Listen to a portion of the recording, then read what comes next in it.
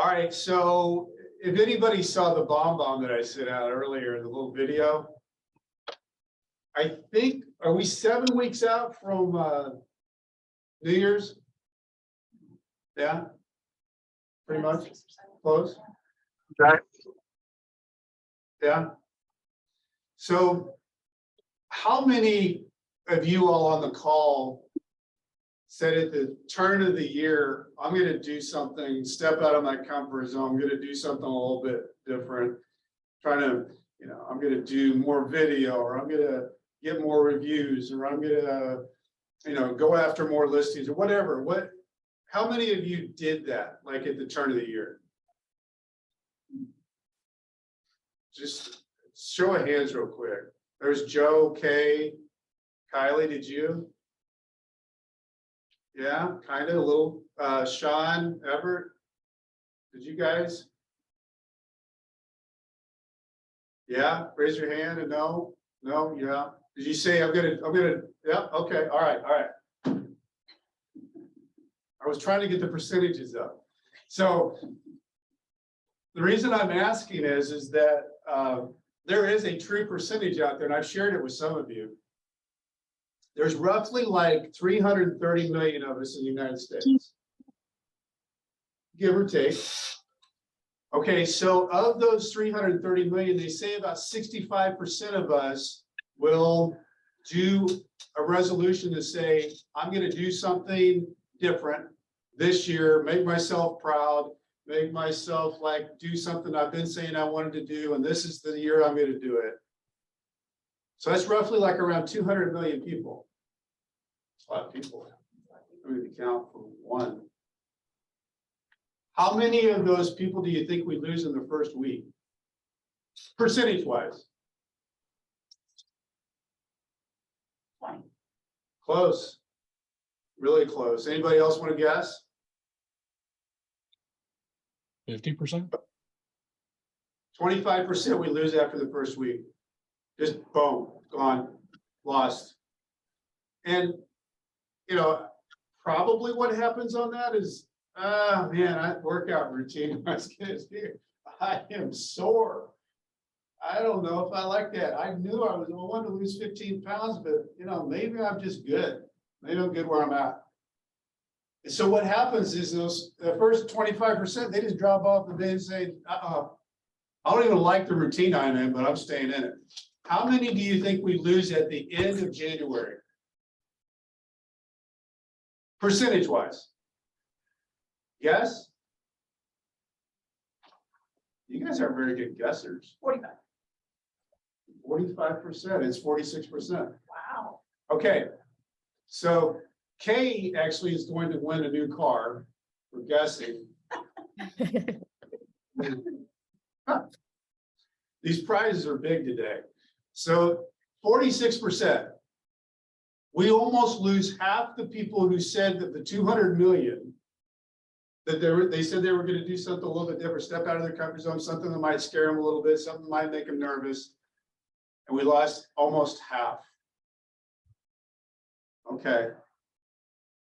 How many of those people left do we think make it to the end of the year? 15%. 15%? Anybody else? Sean, are you trying to unmute yourself? That's still muted. 5%? Close. Anybody else want a shot?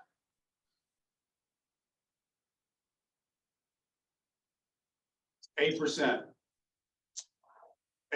make it to the end of the year.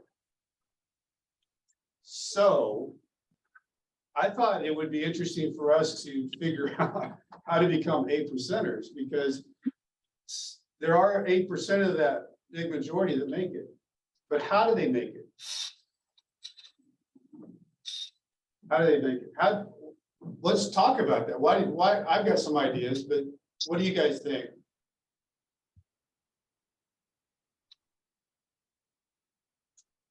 They consistently review their plan and stay in place. Yeah, keep it in front of them, keep it visual. Visual is a huge deal. This is what I want to do. This is how I want to do it. It's on my mirror. It's on a board. it's something that it becomes part of who I am. Keep it real. You see it. Anybody else have any ideas? Chunk it down. Accountability. What'd you say, Mary? I said chunk it down. Don't eat the elephant all at once. Win the day, one day at a time. Otherwise, it's too big and you get overwhelmed and you say, I'm good. I'm good. Okay, so I think all of you are right. Here's what I think in grand terms, what keeps the 8%ers on track is, and I've talked about this before in our training, you have to truly actually find your Zewantaneo. And anybody know where that comes from, Zewantaneo? What movie that's from? See, this is why Steve Paul didn't want to show up. These hard questions. Oh, see. All right. That movie's Shawshank Redemption. And in that movie, Andy Dufresne is convicted of a murder he did not commit of his wife. And he's sentenced to life without parole.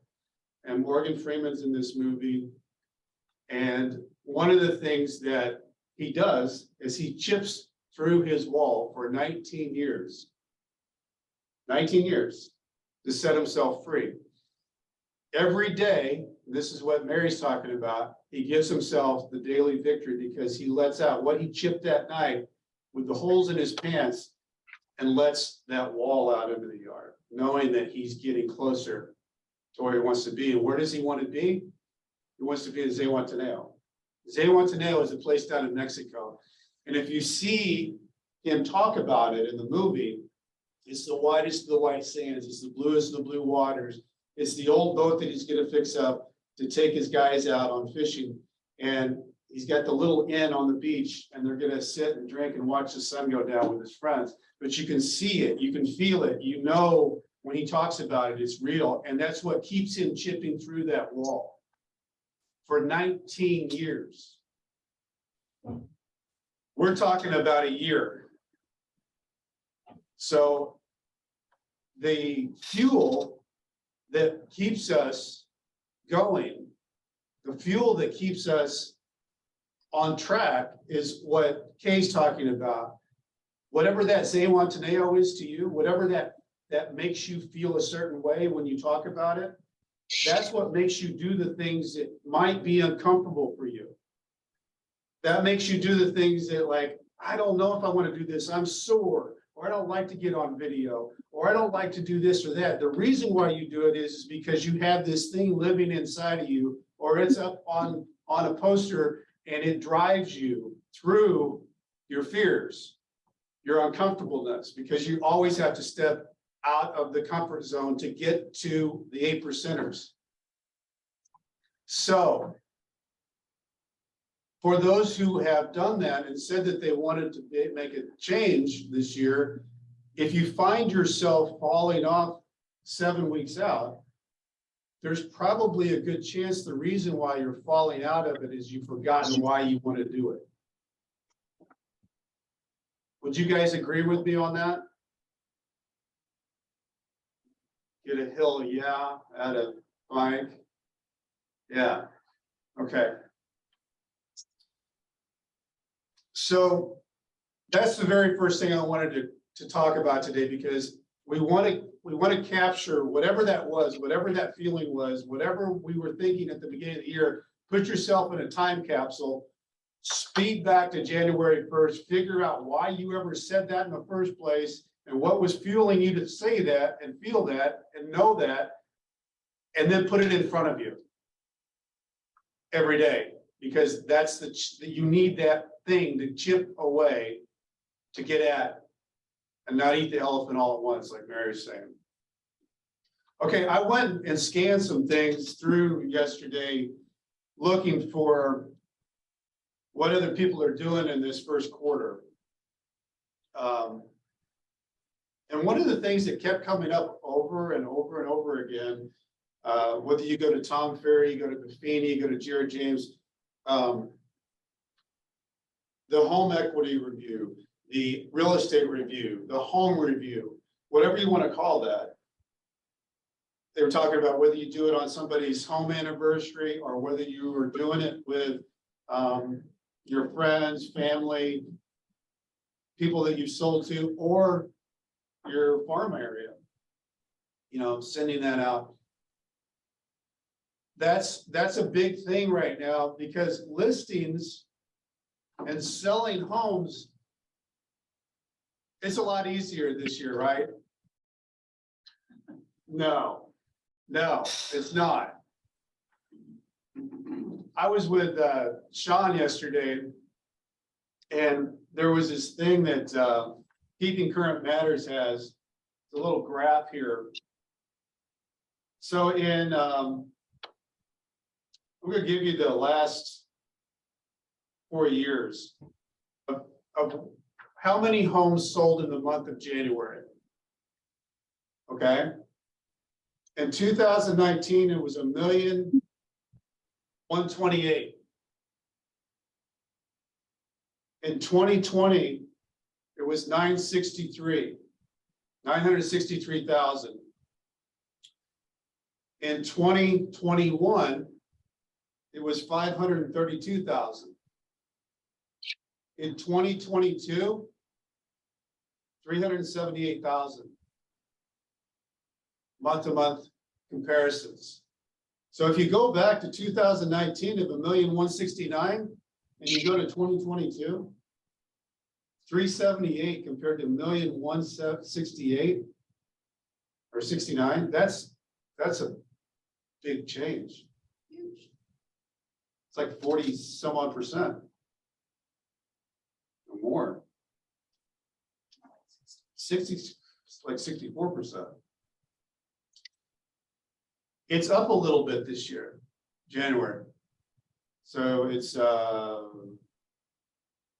can't read that. 8, 6? Yeah, 825.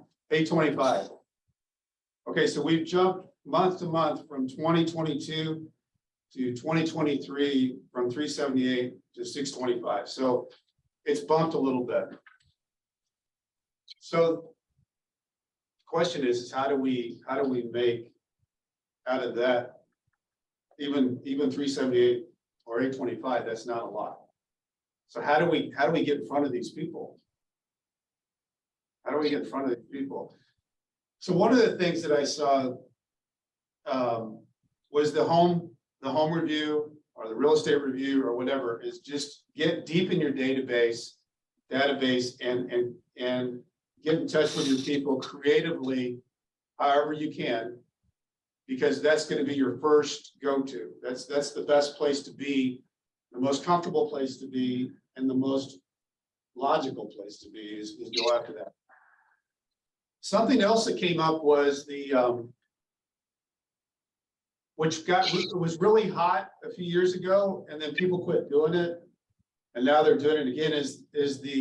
You'd see like getting home valuations. You know, get your home valuation, and they have ads everywhere, and you go click and you land on a landing page. Well, those are really hot again because people are trying to figure out, okay, so they're hearing all this news on the market from the news people, and they're wondering, well, did that affect me? Wonder if my house is still like it was, you know, am I still got a lot of equity? Could I sell it for what they said I could sell it for last year or 2 years ago? So I don't know how long that's going to stay hot again, but it's all over the place right now that these coaches that are getting paid a lot of money are telling their people to do. With Tom Ferry and Buffini, they're telling people to go out and create landing pages for people to go click on you and land in your space.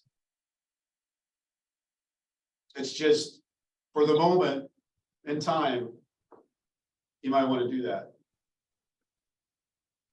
Okay, so the other thing that came up was no matter what you're doing, and if you guys are doing something in your social media, or if you're doing something where you're texting out, emailing, whatever, make sure that you have some kind of call to action in your whatever you're sending out there. Just don't send something out there that is call to action means contact me for something. Let me help you with this. Make sure that you always have something in there that is a value item that they need from you. It can be a lot of different things. Could be the home evaluation. I was telling Kay, one of the things that came across is if you have an email signature line, one of the guys was saying, put in your email signature line a place that you want people to land. A call to action in your email with a link. That's smart. I hadn't thought of that, but however many emails you send out, if you get 1 or 2 people that click on that, that's not a bad thing. Okay, let's see. If you're doing anything that's going out to your people, and out into the universe, tell stories that are kind of like dog whistles. If you're wanting to get a first-time home buyers, tell a story about, I was with a first-time home buyer last week. So that those people start thinking, oh, well, Kay works with first-time home buyers. Or I was, helping a family out with somebody that was moving from their house to a senior living center. Drop those things into your story so that people who are listening to what you do as a real estate agent, you're dropping in the hot pockets of people who say, oh, well, Kay does that.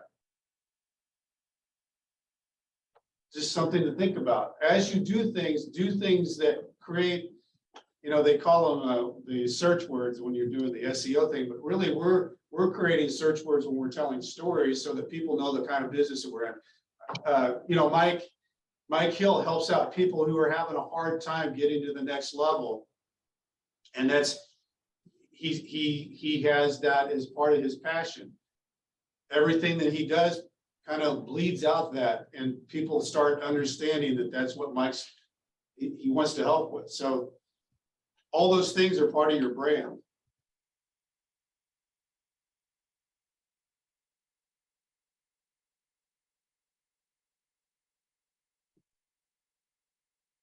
Okay, let's see.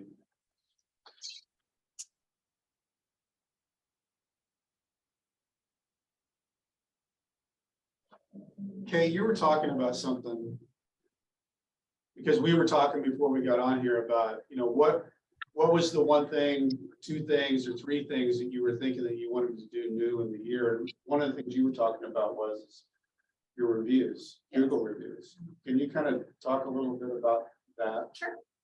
Yeah, I set up my Google business page and then did nothing with it. So it sat and, it's just kind of hanging there.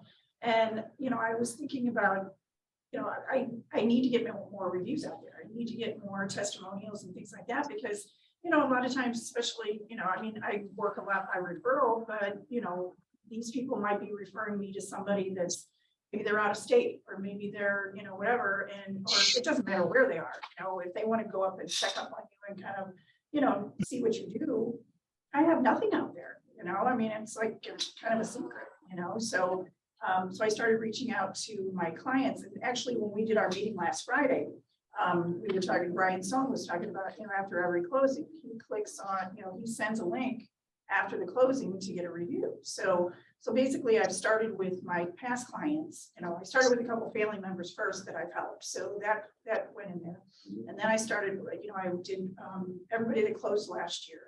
And then, I'm just kind of feeding from there. But one of the things, the point that you made too, is that, like if somebody gives me a review about working with, them on new construction, then I can kind of spin on that too about, that I'm available to help with new construction, or that I'm available for first-time buyers, or I'm available for, somebody that's downsizing, so when I reply back to them, it's always, I'm glad I can help you move into this next step or whatever, so that they can see I do more than just one, one type of sale or whatever, or what, that I can only, I don't want them to think I can only help certain people, Right.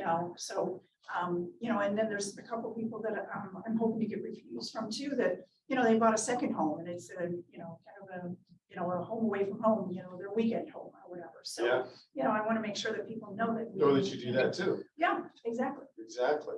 So that was something that, because I know I look for reviews all the time, you want to know that you're staying at a good place or that you're buying a good product or whatever. And I thought, well, nobody knows about me. Nobody knows if, I mean, I can tell you how, that I can help you, but it's nice that other people can, can reaffirm that. So I want to throw something out there because referrals obviously is a big deal. Getting reviews is a big deal. When you hand the keys over to somebody, do you have a system in place of what happens after that?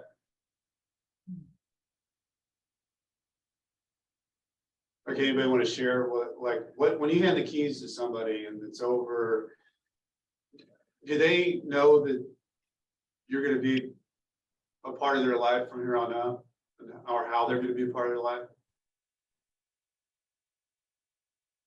Anybody? Oh, Joe, yeah. Yeah, definitely. So hand them the keys. Obviously, they're happy, they're smiling and all that great stuff. So I tell them in a couple of days, I said, I'll give you about a week, let you get settled. I'll be sending you, something so that you can give me a review. I'll be sending you information. All you got to do is click on it, give me a review, if you wouldn't mind doing that. I also hand them a gift while I'm telling them that. And I said, I'll just kind of check up on you here and there, every once in a while, just to make sure everything's going okay. And I said, I'd love to see what you do with the place. So, 2 or 3 months, once you really do get settled in and get it decorated, painted, whatever, I'd like to come see it. Yeah, I like it. That's kind of how. Anybody else have anything that they do that's kind of a system that you have in place to make them part of you? Yes, I think after they get their keys, you can stand with them and do like a live social video. And they can tell their experience with you, and that gives you a good exposure as well. It's a good idea. Let me throw some stuff out at you guys on this, because there was a guy that caught my attention. So one of the things that he does, and we talked about this before, is that on the move-in day, he gets food over to him. And, and he'll send a thing to him that says, what kind of pizza do you like? And then he'll make sure that the move-in day that pizza arrives, and it's a pizza that they want. And it's a nice, wow, that was nice. We're hungry. We're moving all over the place. Second thing he does is he puts together a binder of the transaction and gives that to them, as this is your transaction. He also puts in a nice handwritten note of how you are now part of my real estate family. And from here on out, if you need anything, and here's some things that I'm going to give you. Here's all the people that I work with. These are the roofing people. This is a handyman. This is and he has like 8 people on that they can reach out to. If he's moving them into a new area and it's not just someplace down the road, he'll also, these people could Google this, but it's still something nice that he puts in. Here's all the restaurants in the area that people like. Here's, where the cleaners is, and he'll have 2 or 3 of those, 4 or 5 restaurants. And so it's with this packet of information, he's giving them how much I appreciate it with the nice note. He's giving them the binder of the transaction, but he's also giving them things that they could possibly use that you probably have in your repertoire of things they might need. Starts it with making sure that they have something to eat. It's smart. The second thing that I think is really smart about that is, if you caught what I said, welcome to my real estate family. Why is that important? What does that indicate to that person? So they still like that you're not just going away just in case they need you down the road for maybe family or friend. They want to make sure that you're still available and not just about what you did and now you're moving on. They want to still Exactly. have some kind of connection and just giving them some type of hospitality, making them feel like you're there is a good thing. In one sentence, welcome to my real estate family. We are making the switch from this is an end to we just got started. That's where you want to be when you're talking to people about getting more names of people that you want to help, because it's not over. You just began with me. Welcome to my real estate family. And Kay, one of the things, part of my family is if you hear rumors in a neighborhood of people who might want to buy in the neighborhood or sell in the neighborhood, would you be willing to share those names with me? We talked about this thing before. I love that language. I love that language. I love that he uses rumors. Because if you think about it, that's what referrals are. You know, I heard Kay, we were over talking the other day, and I think they're thinking about moving. You know, their kids graduating. They're talking about they don't need as much house. You might want to talk to them. I like the word rumors because it's kind of sneaky. We're in this together. Than the whole canned thing of the, could you give me somebody, da da da da da da. No, just you and me. We're on the side here. We're any rumors at all. Would you be okay if I ever from time to time ask you about that? The other thing I want to do when I say I welcome you into my real estate family, from time to time, Kay, I'll let you know about the market. I'm going to update you about how you're doing, how the neighborhood's doing. And I want you to feel like you can contact me anytime about any information you want on that. I'm opening that up to the fact I am going to be contacting you, telling you how you're doing probably once a year in the market, how your neighborhood's doing. Might do it more than that, but I'm setting this up as I'm giving them something that is the beginning of our relationship, not the end. The reason I want to go through this today is because we don't talk about this a lot. I know Jose mentions that all the work begins after the deal, but what work actually begins? We need a system that we actually can lay over and put in place that when we close a transaction, 1, 2, 3, 4 things happen. And when they happen, you have that system in place that, okay, I close this today. Here's what I'm going to do. I put the binder together. I put the note together. I put the restaurants together, the cleaning. All my people are going to help them. I order pizza for them. I send out my, what do you guys like form before that happens. I have these things in place so that I'm not winging it. I don't just forget it. It's like, oh, damn, I should have done that. I forgot about the Joneses. It's one of the most important things that we have, because when we say we have a database, what does that mean? Is it living or is it dead? The only way to make it living is to keep feeding it. And the only way to keep feeding it is after the sale to continue to make these people part of who you are and part of what you do so that they will reach out to you. And I'm circling all the way back here because why am I bringing all this up? Because there's not very many houses out there. So we've got to get it to where we are getting as much as we can get out of everything that we get.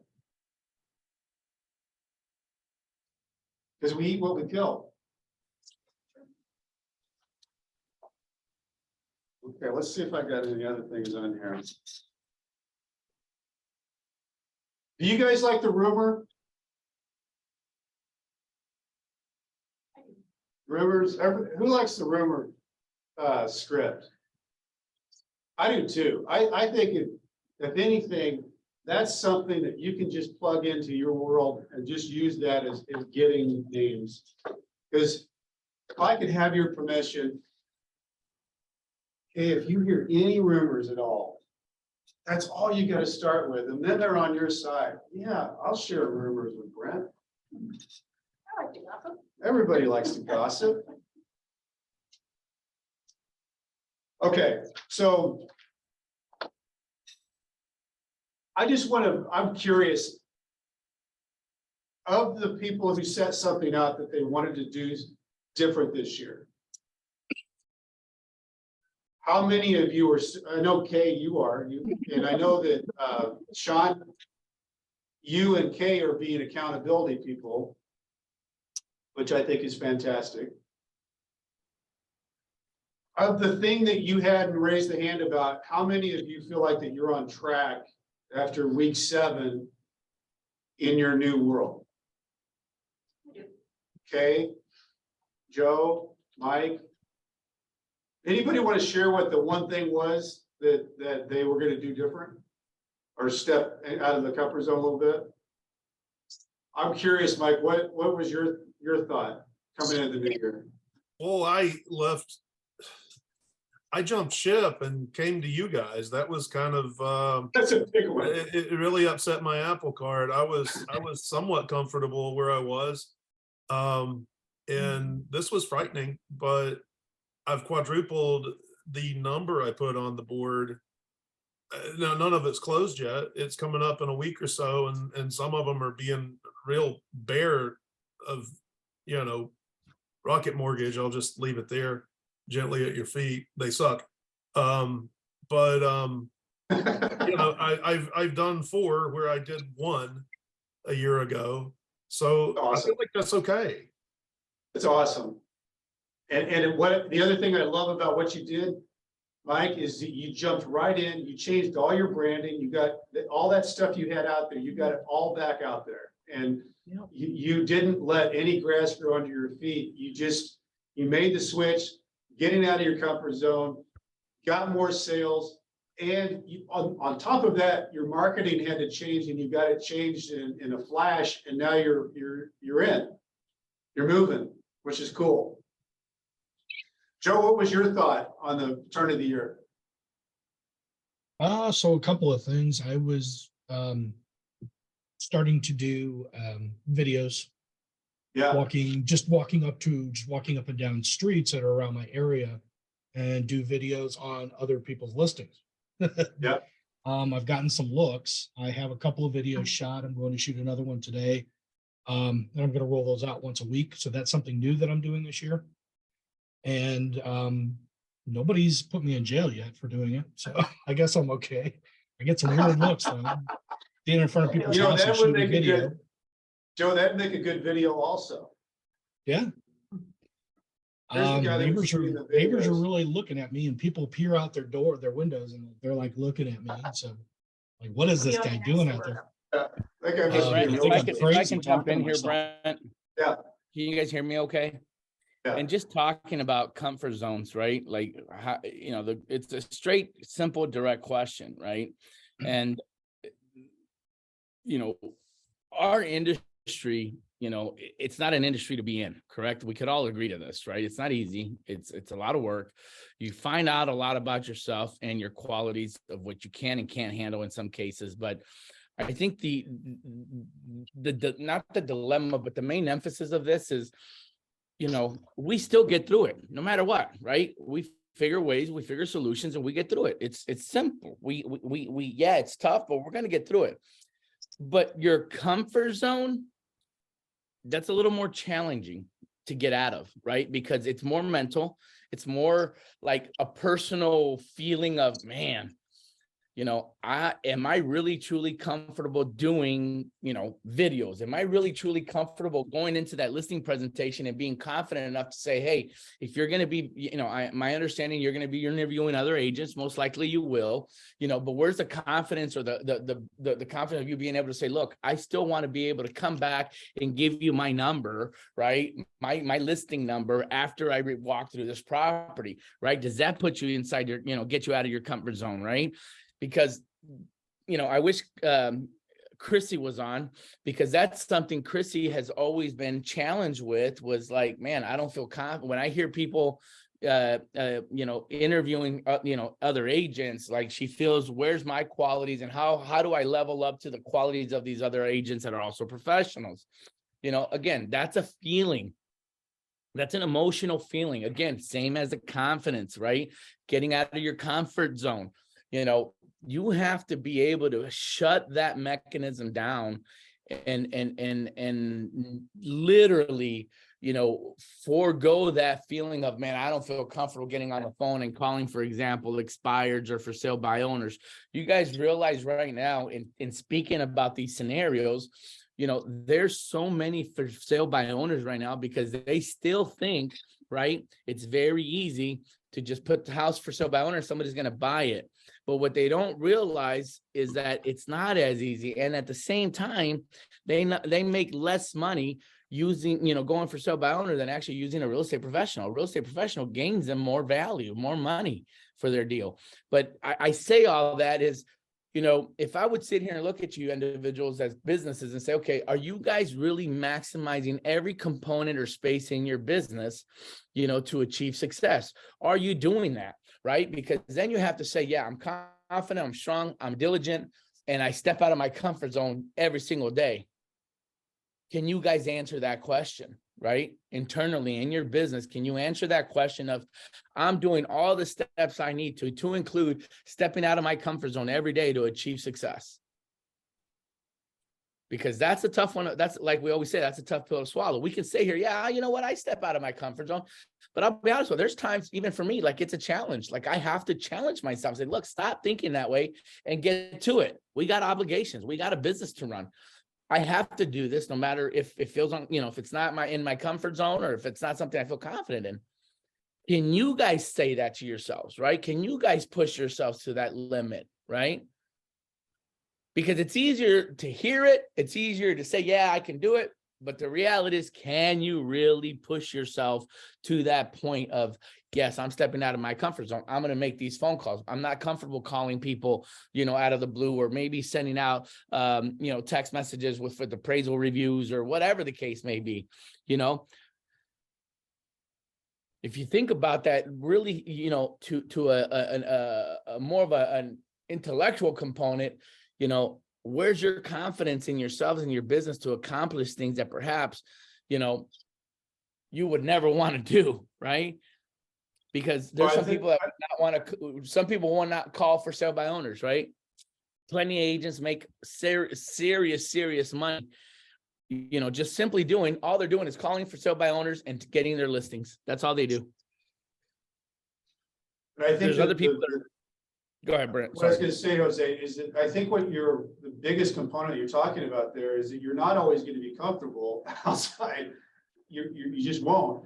But what gets you there, strangely enough, is action. What action, you don't have perfection. Success is not perfection. You will make mistakes all the way along, but what happens is, with the action, you'll figure it out. You'll figure it out if you just take action. If you let's say what Jose's saying, you start making phone calls. Well, the first one might not be good. In fact, it's maybe terrible. But then you think, you know what, I could have actually said something a little bit different. I'm going to now make another phone call. And all of a sudden, you know what, that phone call was better than the last one. And by the third one, you're like, you know what, I've kind of got myself a little system here of what I'm doing and how I'm doing it. And you're tricking your mind into something. You can sit and think about it all day. The only thing that's the best mind hack is just to do action. Action will then adapt, you figure it, and you get confidence through it. It's a crazy thing what it'll do. I'm curious, Sean, when on your turn, and Everett, what was your turn of the year thought?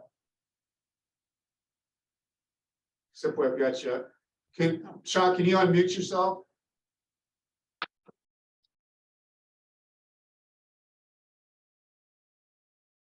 Should be at the bottom there.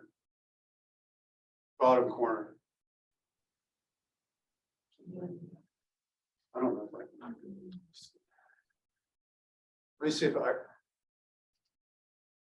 No, There we go. there you go, there you go. Sorry, I'm trying to use new technology here. I mean, I was really gonna be more out there like I was the beginning of last year, more with Yeah. videos and get back on my dog videos and that. And I've just been stymied the beginning of this year with lots of other things. But now I think I've put all that to rest and can kind of really focus on my business.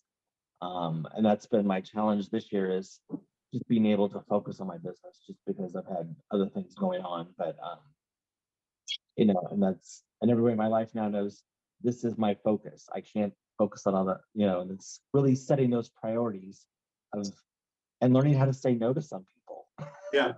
You know, it's sometimes you just got to say no and focus on what's important to you. And now I'm really putting me and my business first. So that was kind of where I wanted to be at the beginning of the year, and it's just been postponed till now.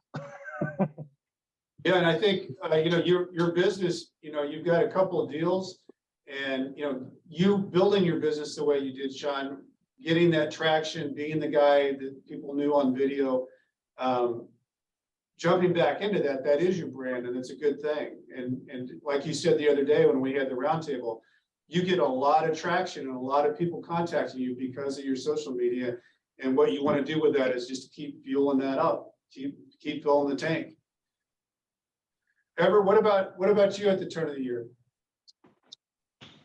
Well, I still have the goal of 3 million, and I still had some carryover from last year with transactions that didn't close until a month later. And you know, I still have 3 listings.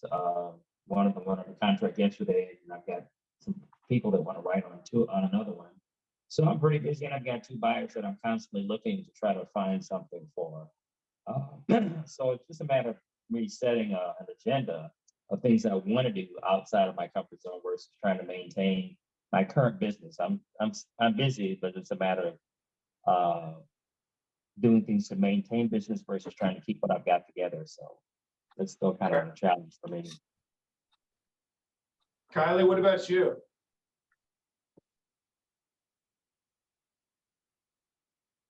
Is Kylie gone? How about Larry or Jamie? Kylie, She's what? Over here? Yeah, she's on, but she's not in. We might have lost the 3 people that have the, there's Jamie. Sorry. What was your big go for the turn of the year?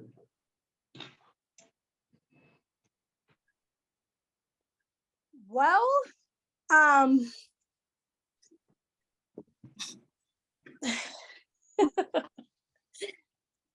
It's not bad, Jamie. That means that going back into the time capsule, your time capsule starts today. So figuring well, out what I've you, actually, since I've joined Remax recently, my closing will be tomorrow on my first property, and I've got a couple other things coming up, and that's fantastic. I'm more motivated now that I'm getting myself out of this little shell I've had myself in for the past 2 years. So I see myself coming up and getting back into the business like I used to be, and I'm getting more motivated. Well, here's what I would say. Here's what I would say, Jamie, in your situation, because you're now getting your first deal closed. Think about 1, 2, 3 things that you'd like to accomplish, and maybe 3 different silos. Make them visual, write them down, track them, put your scoreboard on, and keep going deep into anybody and everybody you know to make sure that you can get to them and tell them things that they want to know, things that are valuable. Kylie. Definitely. I think letting people do some of the other stuff for me, like for example, like I've struggled to let out an email campaign with a lender or a preferred vendor because I just feel like I could have done it better. Like I wanted to do it my way or exactly my way, and like they can do it my way, but I just get very particular. So finally just letting them like, here's my database, here's what the message I want to get across, and then kind of just letting them handle that automated portion that kind of just sets me back, because normally I'll do something and then I won't like it, so I'll just leave it, and it's not doing anything, just sitting there. So finally letting preferred vendors do their job and help me out, because once they get to me, I'm fine, but I have to get them first. And I've really struggled with that. So that was a good turning point there this year. Yeah, and your team of people can help you out a lot. Yeah. You know, your mortgage person, your title person, your home inspectors. Mhm. all Yeah, those I'm just a different tough, people. tough self-critic sometimes. So I just gotta like, Yeah. it doesn't always have to be perfect. It just has to get out there. Yeah. And I'm not sure if we lost Larry. Larry. All right, guys. Can I add one more Yes, thing real quick? Kate. One of the things that, we keep talking about getting in our own way, and I do that all the time myself. And what's been fun is, like asking for these reviews and stuff like that. I kind of put the message out there, can I ask you a favor, or would you mind doing me a favor kind of thing, and then it's like you feed off of them, because once they do it, then you're like, hey, that was really awesome. I want somebody else to, you just kind of, it's like they can be your encouragement. It builds on your, your confidence. It does. Yeah. It builds on your confidence, and, you feel encouraged by them, because, most of the time it's like, oh, I don't want to bother them, or I don't want to this, or I don't want that. And then when you get a response back, like, oh, absolutely, I'd love to do this for you. You're like, oh, they do kind of like me, and I mean, that kind of stuff is fun, because then it builds that, that momentum to keep going, moving forward. Really good point. Really good point. And talking about all this is really, guys, the biggest thing about all this is we're talking about comfort zones, the ugly comfort zone, and getting out of that ugly comfort zone and getting into a comfort zone you got to get used to. The biggest thing about why going back to the beginning is you got to find that thing that fuels you, because the thing that fuels you is going to make you stand in that comfort, outside that comfort zone, into your uncomfortable. And the biggest thing is you don't want to regret at the end of the year. You don't want to be saying at the end of this year is, damn, I could have done that. Why didn't I do that? Now I got to start a whole new year. Right now, we're in the first quarter. We're only 7 weeks into the first quarter. Some of you have got some really good numbers rolling into the first quarter, doing better than last year. So keep that going and keep your stuff in front of you. Keep it visual. Keep digging. And most importantly, if you close a deal, make sure you've got something in place that follows in and make those people your real estate family, so that silo becomes easier for you. It becomes easier to get referrals, it becomes easier to get reviews. And then everything that you do, plug it into your system after the sale, because that's gonna all make it to where you probably want 3 or 4 silos in your business, and those will blend in any given day. But keeping those silos going on your business is why you're the CEO of your business. It won't feed itself. This salesperson will starve to death if there's nothing in these silos. CEO's got to feed them. All right, folks, we're freezing. We're out of here. We're going back to the warm place.